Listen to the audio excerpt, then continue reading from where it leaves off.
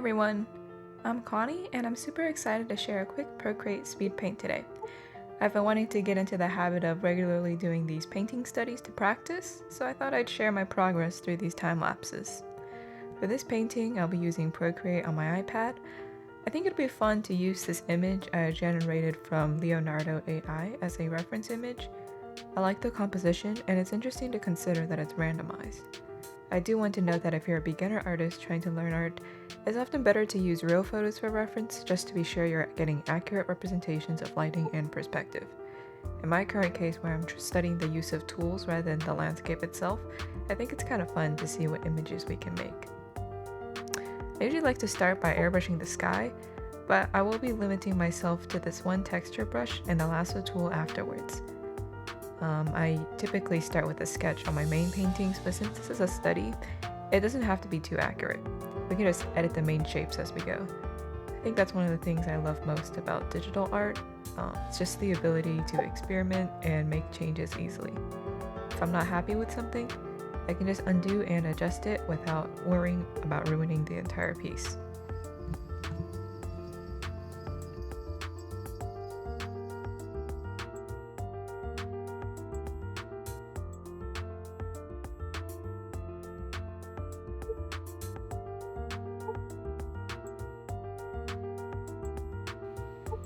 For these quick studies, I love using the lasso tool. Procreate's lasso tool is really nice since you can create both geometric and organic shapes quickly, and I like to scribble in overlapping lines and fill them with a texture brush to get the grainy effect for the rocks. It also has a clean graphic look to it. Always nice to start with this to practice shapes and colors before fighting the confusion of using a ton of fancy brushes.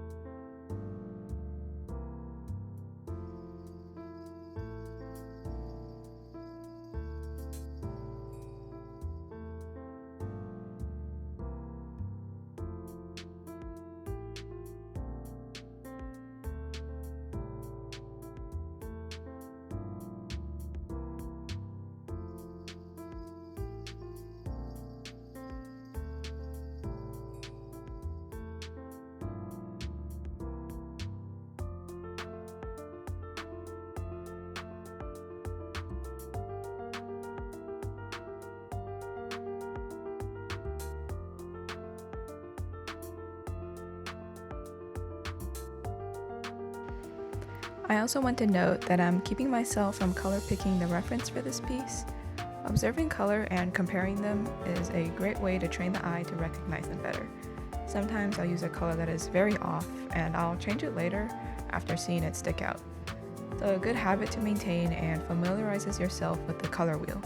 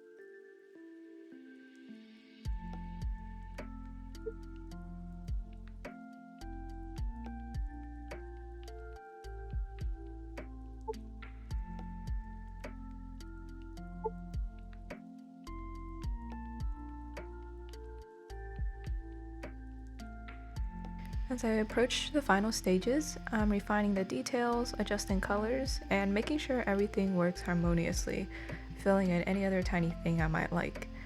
I also want to add a robot character to this piece just to give it some character. I think a bright aqua will make it pop out from this environment. And there we have it, it's finished.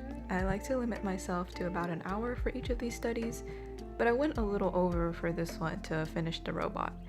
It's definitely not an exact imitation of the original reference, but I like that we can just draw with the flow, and I'm satisfied with the final regardless. I hope this speed paint was interesting or helpful for you. Thank you so much for watching, and please feel free to comment any questions down below. I'm always happy to answer. I'll see you in our next video. Goodbye.